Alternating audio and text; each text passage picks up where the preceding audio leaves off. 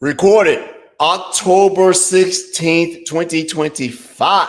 Welcome back, Frank. How you doing, man? Good, Edward. How are you doing? Where's Rod tonight? I don't know where Rod is. Rod is traveling. Rod is speaking and spreading the good word and the gospel. That's what he does. Hey, it's been a minute. How you been? How your dog? How your family? How's TV? How's everything in your life? Where have we been? The people have demanded that we come back. What's up? I've been in the world of AI and going crazy because a lot of people don't know what Microsoft's doing to help secure and deal with AI. So that's why I'm like, I got to get the show going again so we can talk about this. Yeah, How we about got you? a little bit. Work, a few things. I got an adult clothing on. I'm not in sweatpants and stuff like that. But hey, let's go ahead and we're deviating a little bit. We'll get back to some of the nuances that are part of the show. We generally have our guest, and our guest is Alistair today, but instead of putting him in the green room, we put him immediately here so he can listen to the ramblings of two restless minds. So we're back. Thanks to our listeners and patrons and partners and fans and detractors and everybody in between for indulging us for the last almost 3 months where we took a summer break. We had a bunch of shakeup, new jobs, new roles, new duties, new distractions. Frank's was doing his thing. I was doing my thing. For those, we had some shows that were sort of pre-published that we were going to have some guests on and some topics.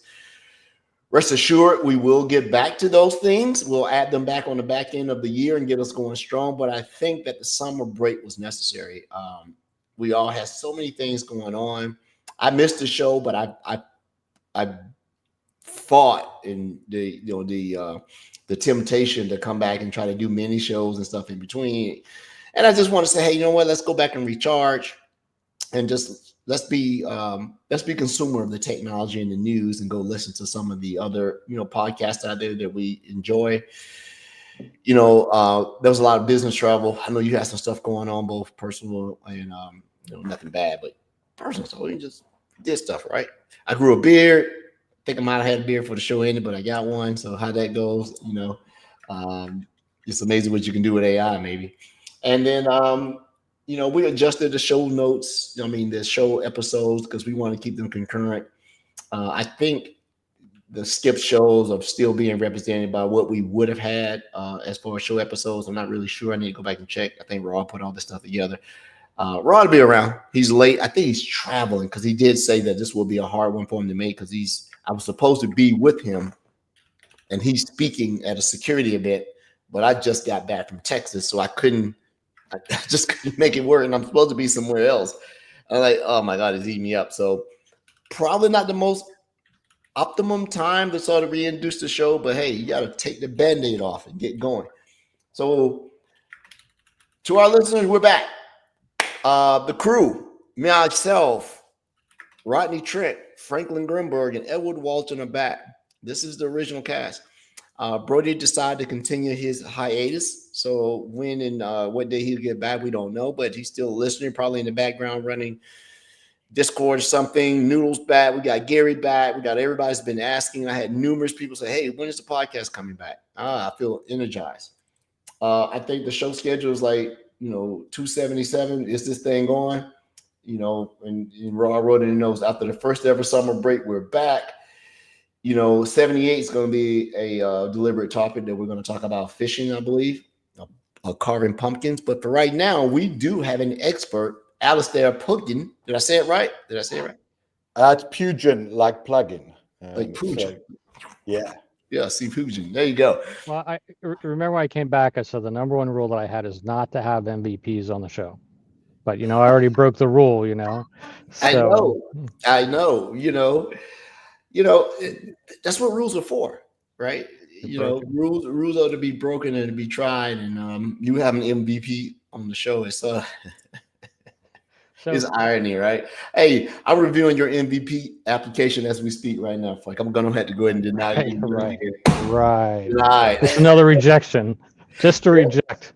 So what Edward does is every year he puts me into MVP nomination just to watch me get rejected for the fun of it. So I'm sick. um, I have no idea why I do that. yeah, it's too much fun.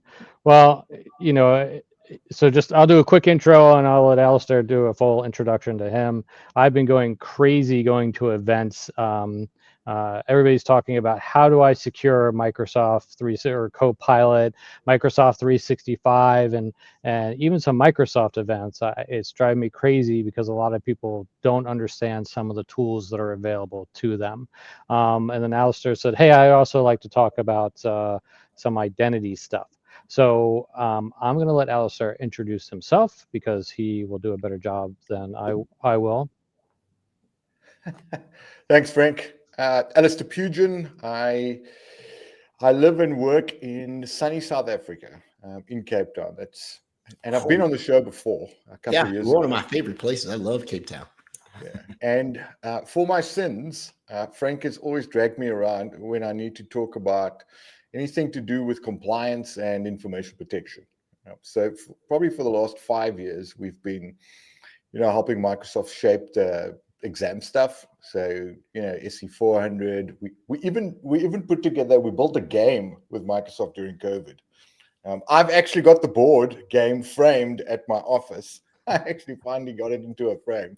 I've got a second one because I asked for a second one, and it's actually in my cupboard over here. But I got the board game and the comic book, and I can't remember what the other. Let me tell you a thing funny was story framed. about the game. Okay, remember the game is all about deception, right?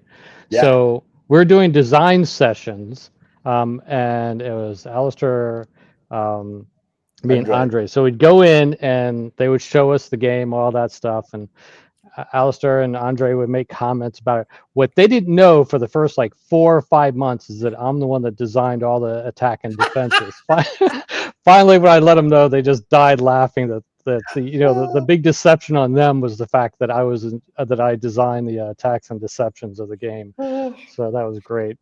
Insider risk of a sort, right? You got hustled. That's what we call in the United States. You got hustled. Yeah. You go. Yeah. It was a great time, and I've been doing information protection probably for about 15 years. When it's even longer than that, when it was still part of Active Directory in Windows Server 2003, ADRMS, and it's obviously transitioned into what it is today. And like Frank says, the world has lost their mind and their marbles when it comes to handing out AI indiscriminately, right?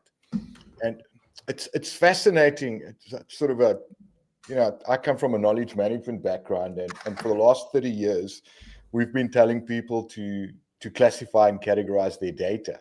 Nobody listens. You write the governance doc, and they take the document, sign it, and they put it in a filing cabinet somewhere, and they show it to auditors when they show up.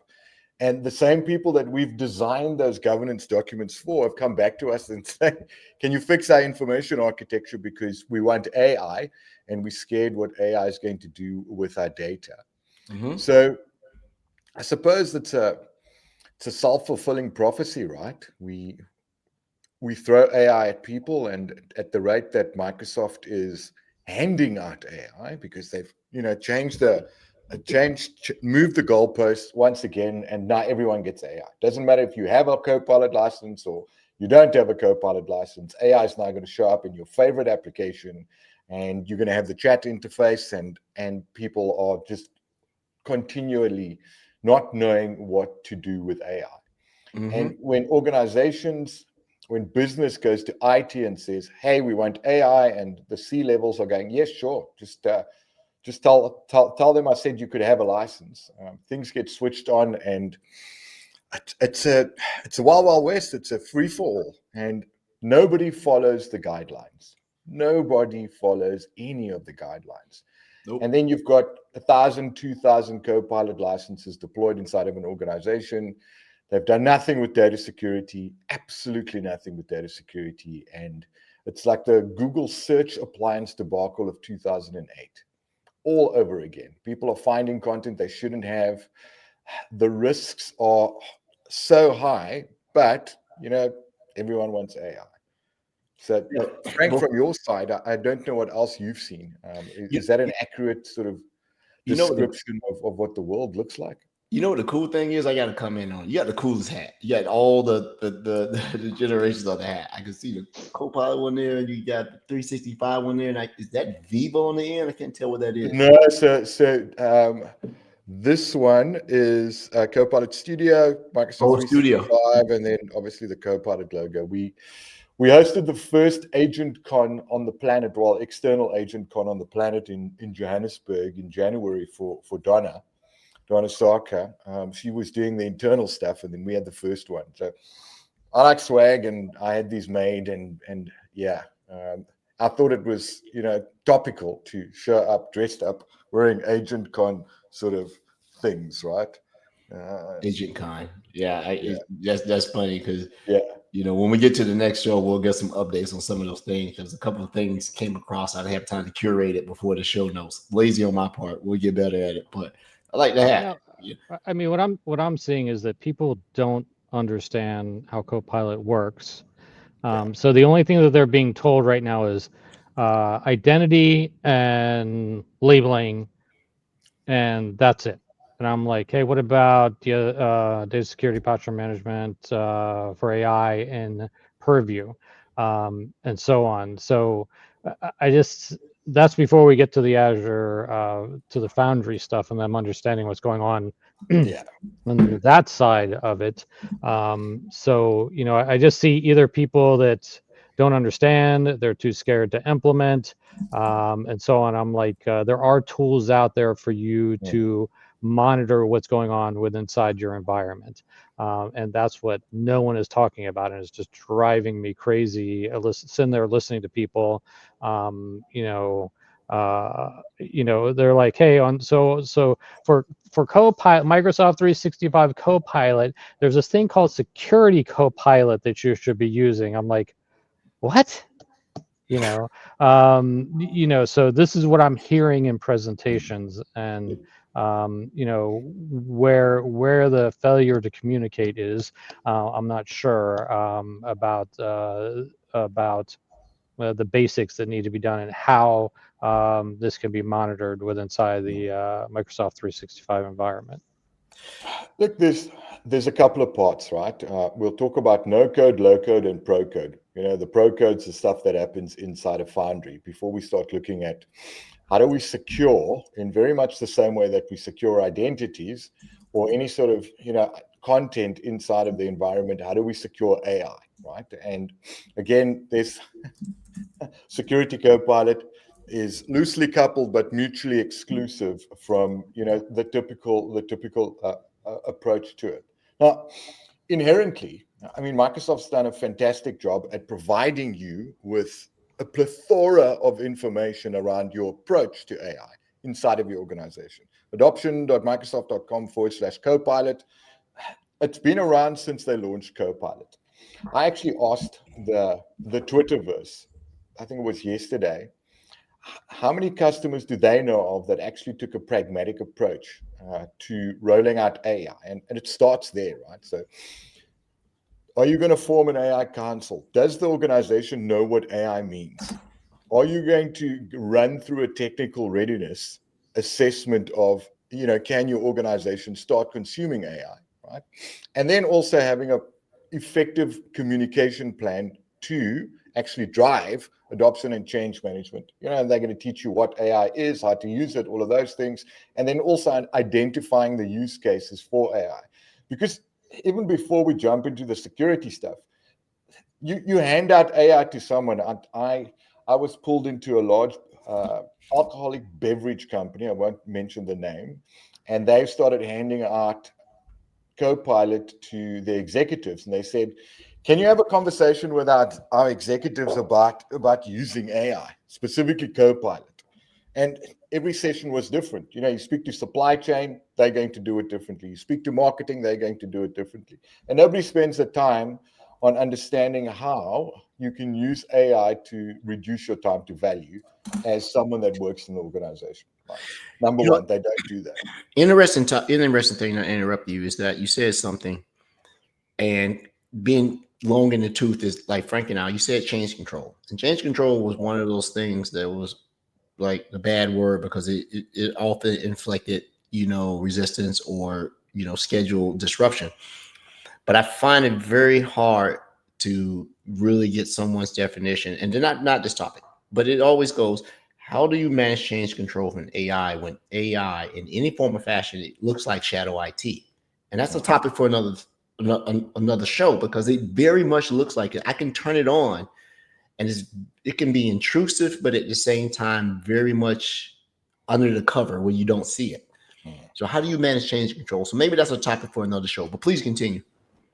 Look, from a change control, this should blow your hair back, right? Anyone with a Microsoft 365 Copilot license has currently the right to build an agent, right? You can go and say, create new agent, go to Copilot Studio with a Copilot license. This is not the capacity stuff that you would need a Copilot Studio tenant license. If you've got an M365 Copilot license, create agent, it will open up Copilot Studio. If you kind of know what you're doing, great, hit the publish button. Where does that go when they publish the agent? Any idea? Oh, well, I know from personal experience, I won't go into details, but I got an Instagram for somebody that worked for us. Like, what are you doing? every agent registers an application in Entra. Yeah. Every agent. Remember, it needs Graph API permissions into some area to go talk to. And if you add knowledge and it's SharePoint, that's what it's going to do, right? It's going to add it's just compute. sites.read.all, right? It's just compute. Yeah. But it is a compute mechanism that emulates a biological entity, because it creates an ID that looks like a person is the person that does it. And that's another topic, right? Yeah. So it's literally going to create, and that's why, Frank, I said I want to talk about, non-human identities, right? Because imagine an organization of 60,000 people and you hand out 10,000 licenses. That agent sprawl that you're going to get, right, just from an end user, and it's going to get worse, just from an end user living inside of Entra as a non-human identity. It's right there. So you want to look at shadow IT sprawl? If you're not speaking to the identity admins, right, they're going to end up with 200-300 app registrations there, and they don't get to govern what happens with the API permissions, right? They don't. It depends on what the structure, the construct of the agent itself in Copilot Studio. So, we'll get to that sort of pro code or low code section. But right now, when coming back to sort of prompt injection or whatever you want to call it, outside of locking down content, right? And there's the technical readiness program from the adoption side actually takes you through the entire thing that you need to do. And it goes back to, what you should be doing anyway, outside of now switching on data security posture management and data security posture management for AI, because Microsoft built it. It lives inside of Purview. E3 or E5, you can switch it on. Obviously, with an E5, you can do a little bit more. And there's a great article, it was published on the 2nd of October on the Purview blog in tech community about, splitting it into two areas. Security for AI, which is, secure AI, what we want to talk about today. And then AI for security, which is the security Copilot stuff, right? Mm-hmm. That's stupidly expensive when you switch it on. But I mean, we can talk about that in a bit. So the first thing you need to do is, outside of forming an AI council, a cloud center of excellence to understand AI inside of your organization, you've got to lock down your content, right? So you've got to close the gates or create some sort of guardrails around, are you classifying and categorizing your content so that you prevent data leaks, right? Because if you're not locking down AI inside of your organization, someone can grab a document that doesn't have a sensitivity label on it, and like they would normally do, they'd upload it to someone's Dropbox, or in this case, they're going to put it into ChatGPT or Gemini or Perplexity, and they're going to ask Perplexity to read the document and summarize it, right? That's what most people are doing today. Give me the top 10 points from this document because it's 46 pages long and I don't want to read it, right? Now, inside of Microsoft 365, that is still okay, right? Because your guardrail, your boundary is the tenant. That's where it's living. And Microsoft today still maintains that they do not train their models on your data. Mhm. Right? Today, but they're working in Anthropic, and they're maintaining that Anthropic is not going to train their models on your data. We don't know what it's going to be like in 3 to 6 months. But you've got to start classifying and categorizing your data so that you protect it from malicious intent when it comes to what your users are doing with AI and where your users are dumping AI. And there's a ton of controls inside of Purview that allows you to monitor AI usage. Shadow AI is one of the things that you can monitor, right? And there's a ton of things you can do. I mean, from an endpoint DLP perspective, you can lock down the desktop.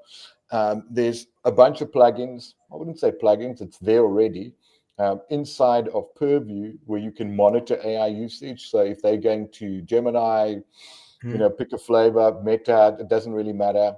You can start monitoring AI usage inside of your organization before you lock down everything, right? So you want to know what AI they're consuming, ChatGPT, Claude, Perplexity, AI that lives inside of Notion.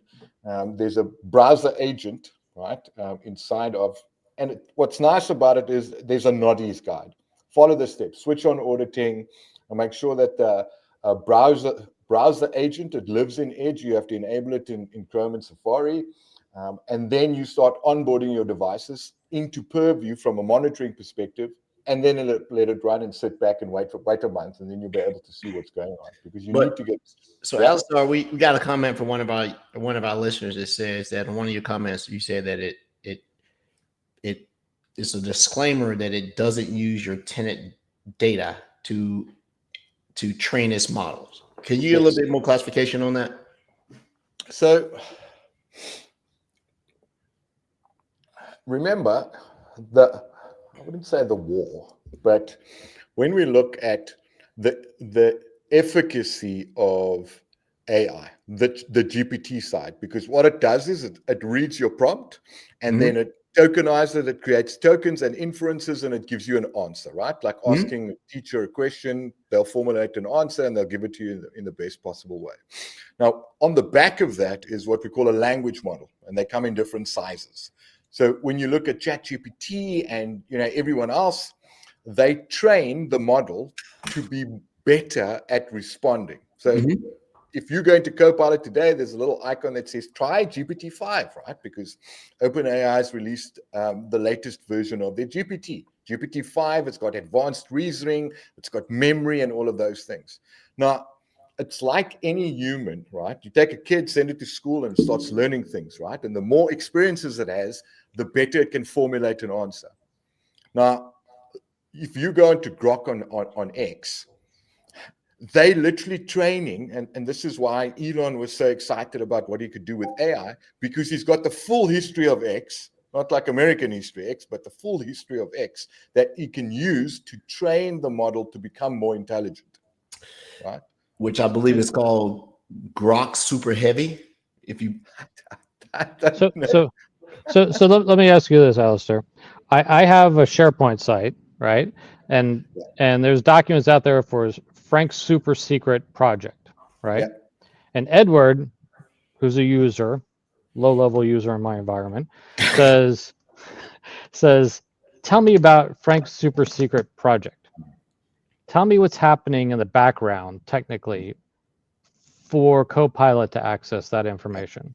There's no labels, no nothing. So tell me how that works. Copilot is just supersized search. That's all it is in your Microsoft 365 tenant, right? It's literally just supersized search. They'll talk about semantic indexing and the semantic kernel, but all it really is the search engine runs and it's got a crawl account that literally goes and finds new data inside of your tenant, and then it will take that and it will add it to the search index. Obviously, you've got an access control list like any search works. It's really just supersized search. Copilot has got access to that entire index. So what it does is Edward says, hey, show me Frank, find information about Frank's super private project, right? Copilot goes and it fetches that data. It goes, great, I've got access to everything. I've got guard rights to the index. It will go and pull that data back and then in very much the same way that search works, it will do security trimming.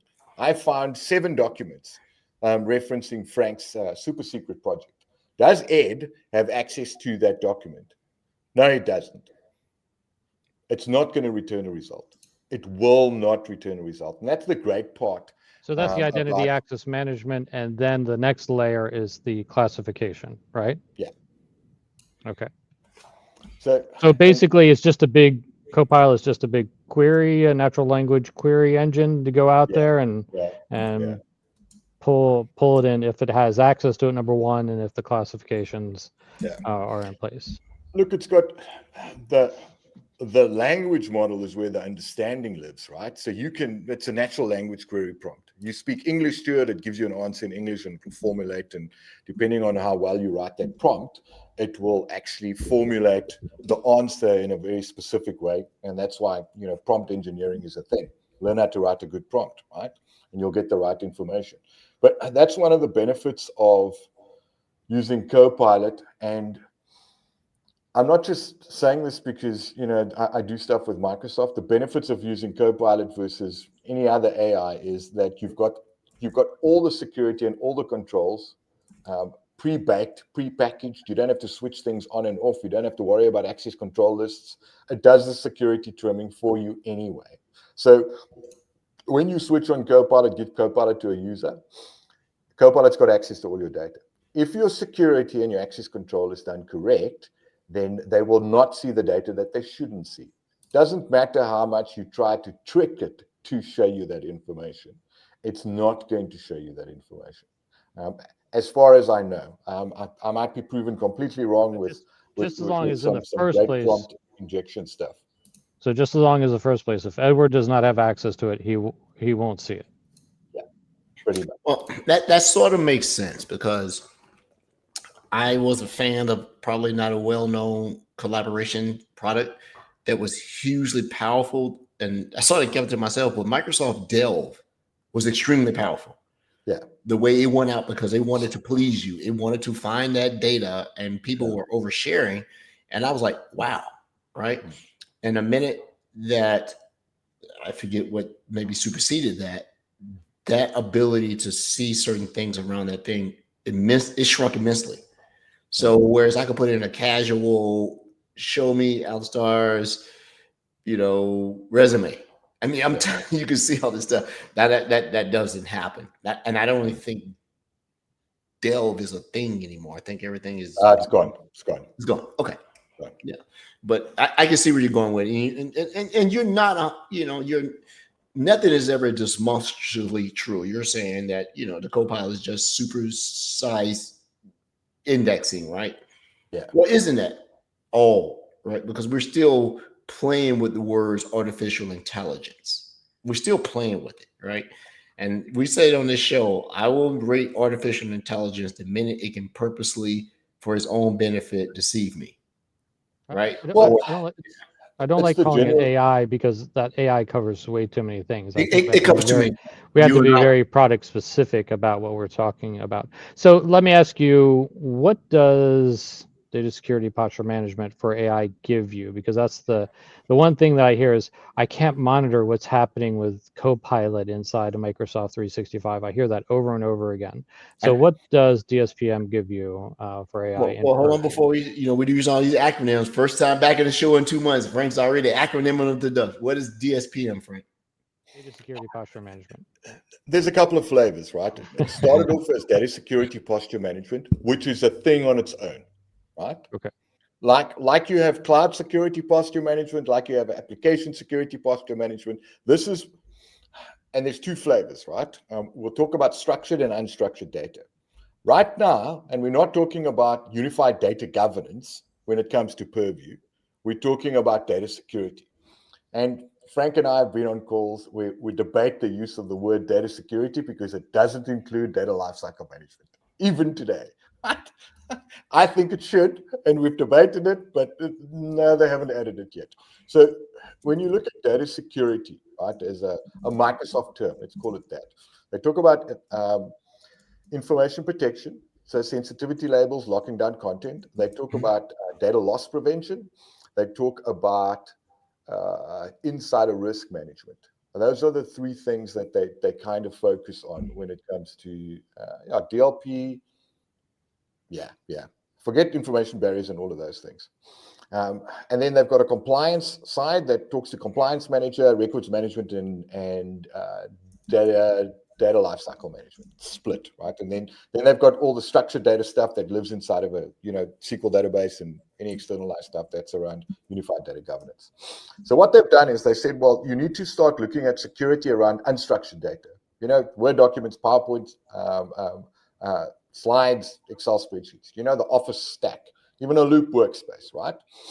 You need to start caring about securing that data, making sure that they are retained for X amount of time, making sure that there's no data loss because of a nefarious character, deleting stuff, making sure that you can monitor end user behavior inside of the organization. Again, insider risk, you should be monitoring those things. Someone today has decided to download 200 documents and they've never done that before. Identity might be compromised, right? And it will all come back to identity. So what data security posture management does is that, and then the AI part literally starts looking at what your organization is doing with AI. So the tool is there. It's super simple. You got to switch on Purview Audit because you need an audit log of all these interactions with AI. You switch on the browser extension. That's the simple thing. Onboard devices.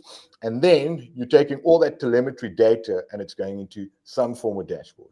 You can start looking at reports, AI usage specifically, not just, and there's extensibility into Defender for Cloud apps and a whole bunch of other things. You can also plug third-party apps into it. Defender for Cloud apps, baby. I like this guy already. He's a winner. He's a winner.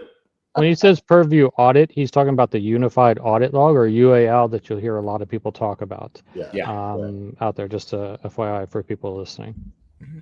So can I see, when people go out there and say, can you give me the payroll for everyone in the company?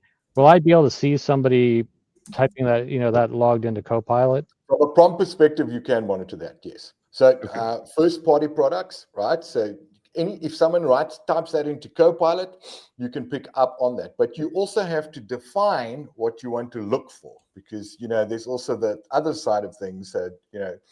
Invasion of privacy is a thing. You shouldn't be. Are you going to read someone's emails if they're mailing? It's all about monitoring and what you. Now, there's a few ways you can do that. You can use sensitive information types if they're looking for documents labeled as highly confidential and they want to snoop. Right, or you can actually, it's trainable classifiers, I think, if I'm correct. It might come at an additional cost, but you can define keywords, lack of a better word, right? That AI should be monitoring, not just how they're consuming, so what AI platforms they're hitting, because that's the big thing around shadow AI. If you don't have sensitivity labels and they drag a document into Gemini, that's it, right?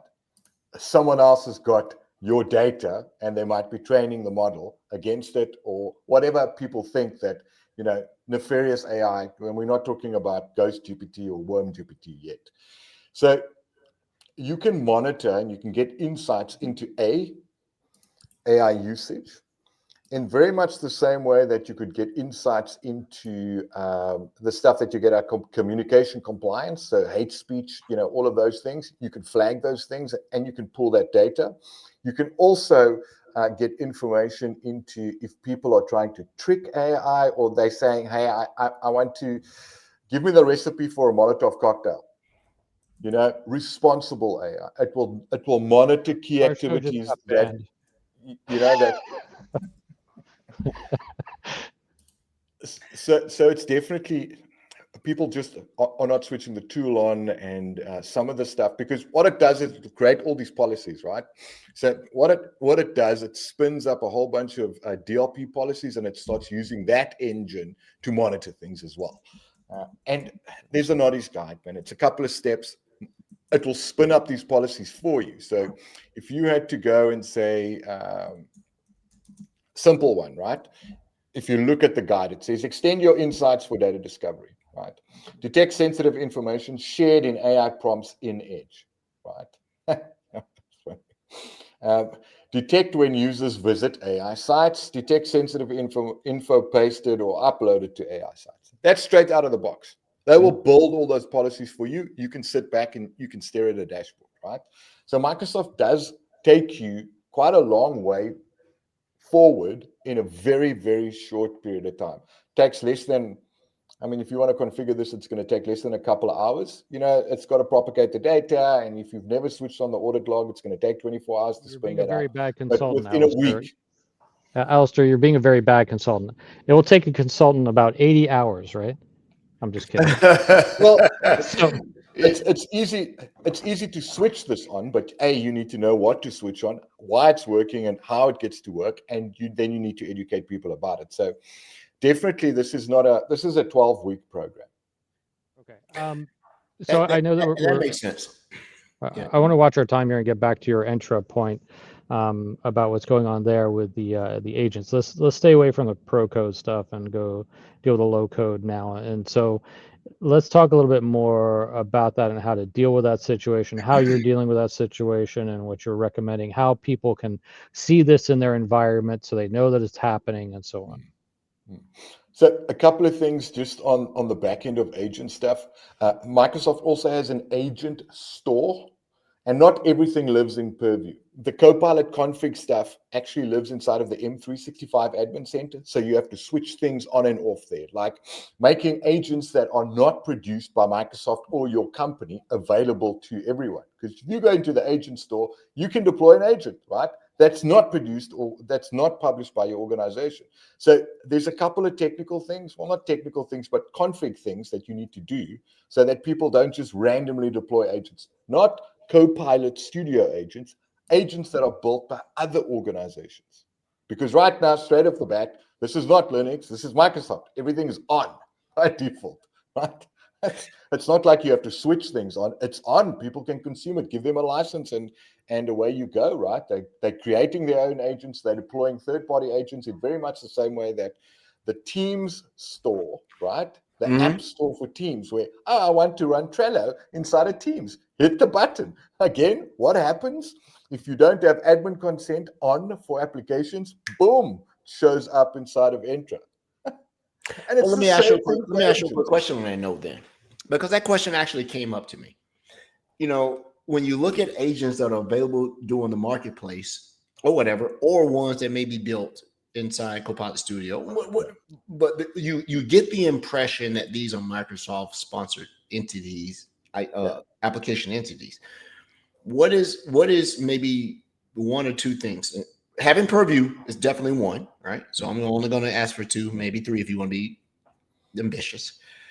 How do you mitigate that? Like for me, I think from a reactive standpoint that if I'm using Microsoft Defender for Cloud Apps or AKA MCAS, I can go back and look at these SaaS applications in the back way.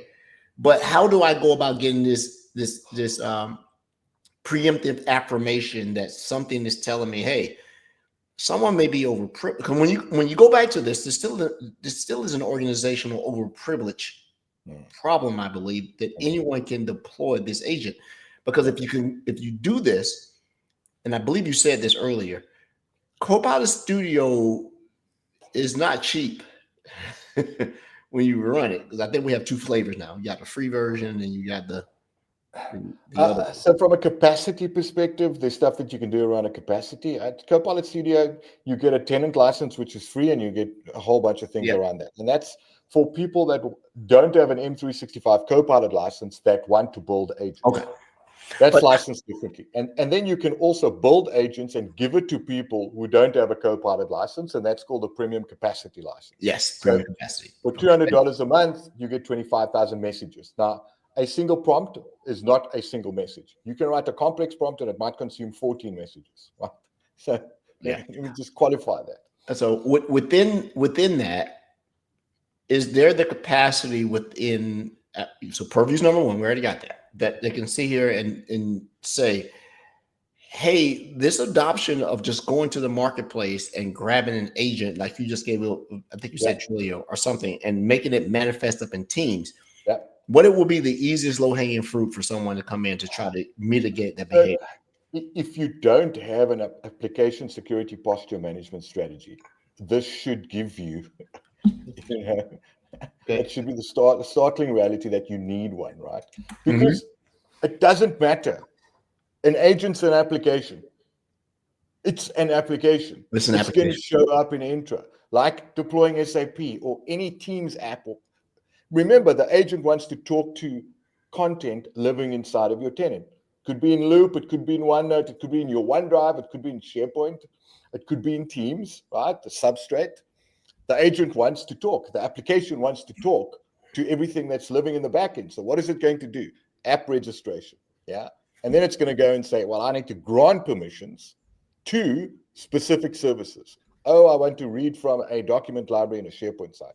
What do I need? Oh, I need sites.read.all, right? It's the same thing. So you do need an application onboarding and, more importantly, offboarding policy inside of your organization for agentic stuff. It's an application. It's going to show up in your app registration, right? It's going to show up. You're going to either, I can't remember, there's a service principal or a managed identity that gets spun up. I'm not 100% sure. I can't remember. Managed identity. But, yeah. And look, and that's why offboarding is important, right? So if you're no longer using the agent, delete it, because then the identity dies with it, right? Unlike a service principal, yeah? So you need an application security strategy around admin consent and all the default things that you would normally, go on and switch on inside of, application security for identity or identity security posture management would include human identities and non-human identities, because this is all non-human, right? I haven't read anything around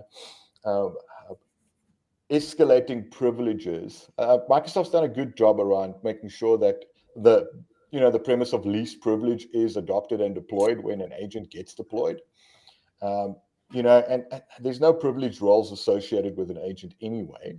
So it's a good thing. But when you start looking at expanding, the extensibility, we're not talking about MCPs, right?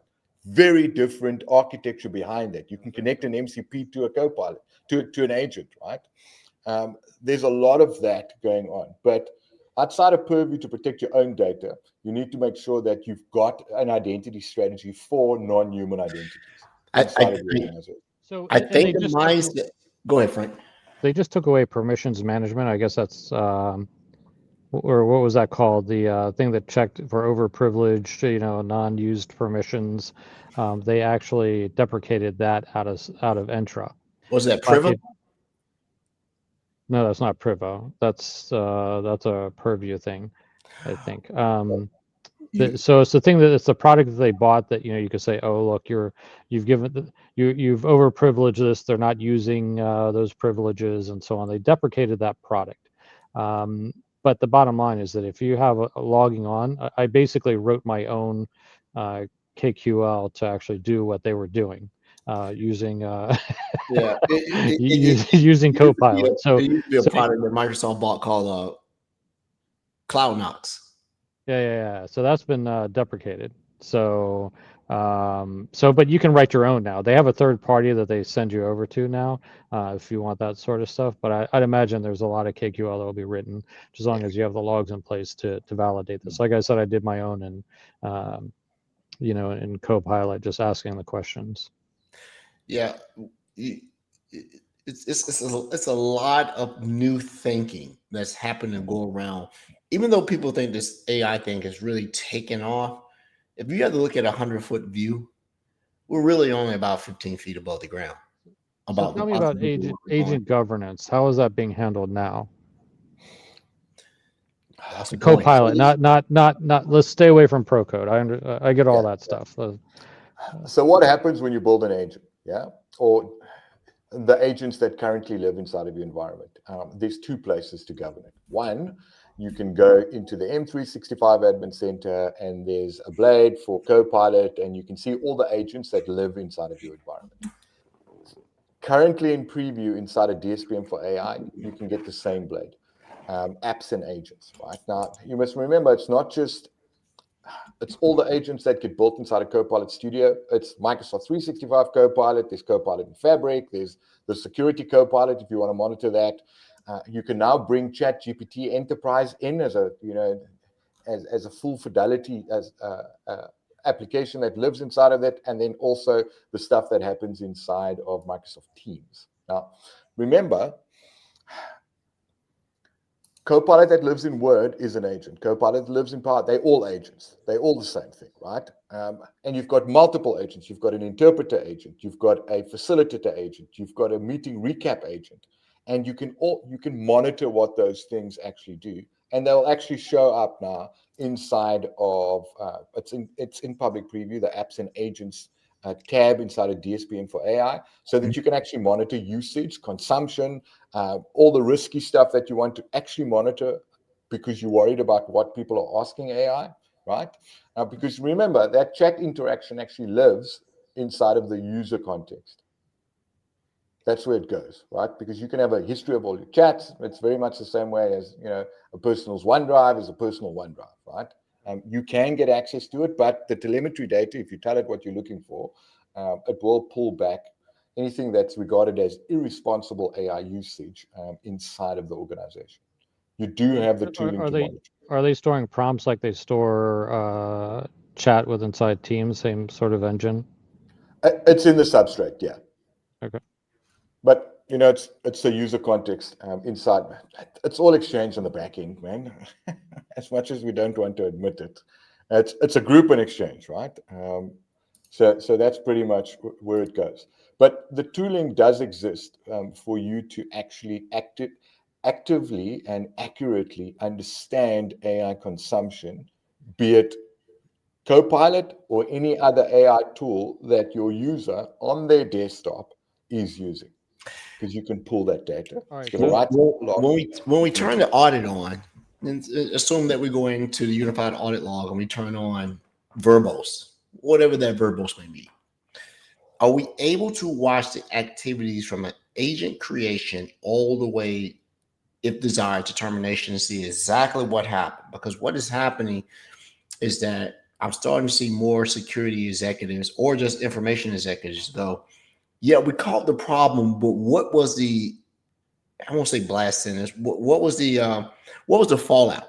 How much data got exposed? What was said that we may not know about? Is there a way to accurately track everything within agents? Because you're starting to see people like myself who come from a log aggregation and threat detection and threat forensics that go back and say, oh my God, I cannot complete a complete picture of what happened because of this thing. Does Purview get me close to this so that I can go back and when whomever my boss says, tell me what happened, give me a readout, Edward. Can I effectively give a readout? From a scene perspective, yeah. You should be able to track that 100%. If you really wanted to, you can go throw a stupid amount of money at Security Copilot and then ask Security Copilot to go do the investigation for you, because you can switch that on, right? They actually they encourage that inside of DSP for AI, right? Mm-hmm. Because nobody wants to write KQL anymore, right? Or the kids, don't want to write; they want to ask Copilot to do it for you, right? So Security Copilot will do all of that, but it's a log and it's going to suck into, and they've got prompt books and a whole bunch of things that will help you interpret and understand any signals that's coming from AI in the way that you need to understand it to make the right decisions around how AI gets consumed and produced and consumed inside of your organization. Mm-hmm. So we're running up against time here. I want to make sure that I hit these 3 points and ask Alistair a final question here. So Alistair, tell us about this adoption site that you mentioned before. I don't know if everyone knows about that. Real quick. It's the Microsoft adoption site, adoption.microsoft.com. There's a ton of /Copilot. If you just land on the adoption, everything's Copilot. So you don't have to navigate away from that. Also important, they've got an entire program that supports what you should do. Nobody does it. And that's my opinion. I mean, we're running a series called Copilot Zero to Hero right now to help educate people on how to deploy Copilot, consume Copilot, and monitor Copilot inside of the organization. Because, and who worries about this now, right? That's the big thing. Who worries about agents now? It's the same thing we said around who worries about applications that now live inside of Entra. Is it an identity a problem? Is it an application problem? Is it an infrastructure problem? Who worries about it? Because it's the same thing here. Who's going to worry about AI? Do you have an AI strategy inside of your organization? Do you have specific approved AIs? Like law firms would use Microsoft 365 Copilot and Harvey.ai or Gilo. They'd have approved AI that can be consumed. So you need that strategy straight off the bat before you start handing out licenses, because then you can, at least from a blast radius perspective, contain that. Imagine someone's got the latest wonder drug from Pfizer, right? And they've got the report for it, and it's a 400-page document. They don't want to read it, and they upload it to Gemini, or they upload it to Claude, and then that data gets somehow leaked, right? We want to stop people from exposing confidential information to other AIs, number one. And we want to monitor from a shadow AI usage perspective what people are doing with AI not in a browser. Let me qualify that, in a browser, right? Yeah. If you deploy Perplexity on your desktop, like any other application, I use Perplexity because I like it. So if you deploy the app on a desktop, you can't monitor that. It's only living in the browser. You need some endpoint DLP stuff. Yeah. And then from a consumption perspective, if you are actually going to sniff network, because you can sniff network with SASE, right? If you're going to go down that route, you can start doing proper network inspection. It comes at a cost, but then any packet going in and out, you can sniff on that desktop, right? Yeah. So the tools exist. It's the same with workload ID protection. Comes at a cost. You can take all those non-human identities or the applications, because there's always an identity associated with an application in Entra. You can spend the money and you can monitor that as well, right? Not just monitoring a risky sign-in because you've got an impossible travel policy that's been breached. I think you made a good point, and you made a point without trying to make that point. Is that you said got to spend the money. Here's why I believe the money needs to be spent. You have a lot of security thought leadership, and you have a lot of information in operational thought leadership, and I'll correlate those to CIOs and CISOs. They're not always on the same page, and they're always on the same mission scope. You have to hire talent. That CIO needs a chief AI officer, or that CISO needs a deputy CISO with a focus on AI specific security things. Because what is happening in I'm just listening to these conversations. I go to these mix-ups, I go to these webinars, and you see these things. Nobody's willing to admit that they are overwhelmed in the ability to understand what is happening to them. It is happening to you and you don't know it. And so I believe that there's a tremendous amount of opportunity to take maybe practitioners and elevate them into thought leadership. It is time to take the hands on the keyboard gentleman, or whomever it may be. And you got to get them into a point where they are advisory rather than delivery. Because what is happening, these executives are overwhelmed and they will not admit it. They will not admit it. They're going out. They don't know how to hire. They definitely don't know how to fire. They feel pressure because I think I coined this term on this show last year, COFOMO, corporate fear of missing out. You cannot be the company that does not say you're not using AI, because otherwise you're seen inferior. So you're having to do this. And Microsoft is uniquely positioned, and I am a proud employee of Microsoft and stockholder. I make sure I put that on the show. There you go. That's it right there. That very few companies other than the big four, when I say the big four, I'm not talking about PwC, no, I'm talking about Microsoft, AWS, Google, and Oracle. Now, people will say Meta, but Meta doesn't own their cloud. They're renting cloud. Buy a data center and do your own thing, then I'll believe what you're saying. Right, you do these things, but we got to hire the talent, and this is something we talked about on this show. And I'd like to make sure that we cover this. To the listeners of the show, the most important thing is this is a chance for you to hire and or elevate and or reskill your talent to be able to take on these nuances, because your thought leadership is insufficient and inadequate to be able to understand what is about to happen to them. And this is where you go find that talent. That is my PSA to everybody. And you got that consulting for free. You better go find these practitioners and elevate them into leadership, not managers, leaders, because you're going to find yourself on the wrong side of the football, whether it be a soccer football or American football, if you don't do this. So you got two choices in AI, either offense or defense. I like to be neither. I like to be the coach or the owner of it. There you go. Because Frank has this thing he used to tell me, you can't stop a hacker. You got to make them punt. Frank taught me this years ago. You got to make them punt. When these guys are hacking at you, you can't stop them from scoring a touchdown. Make them punt this ball and start back on their side of the field and come back. And eventually they'll go play another game. They don't want to play against you anymore. And I'll leave it at that. All right. So three things, action items. Go to the adoption site. The second thing is get to know DSPM for AI. I know that there's a Learn module out there, and start researching the intra non-human identities and how that's impacting your organization.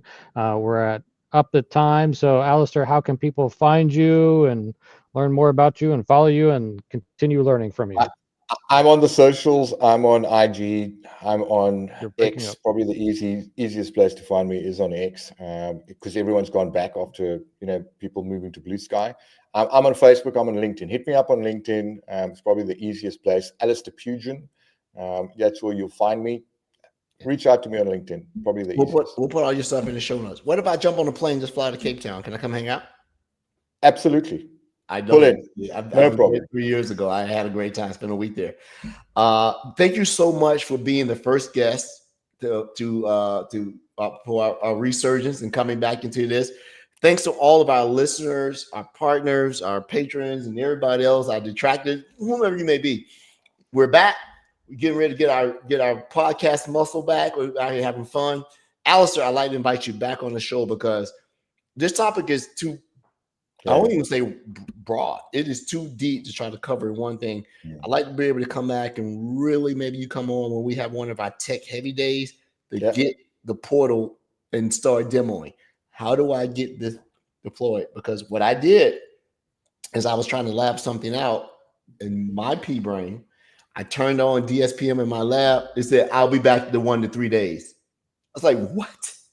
It literally told me it's going to take 1 to 3 days to do whatever it was doing in my environment. I was like, I did not know that. And so I'd like to talk to you. Welcome to Purview. Yeah. Well, Purview, right? So to everyone, the Security Insight podcast is back.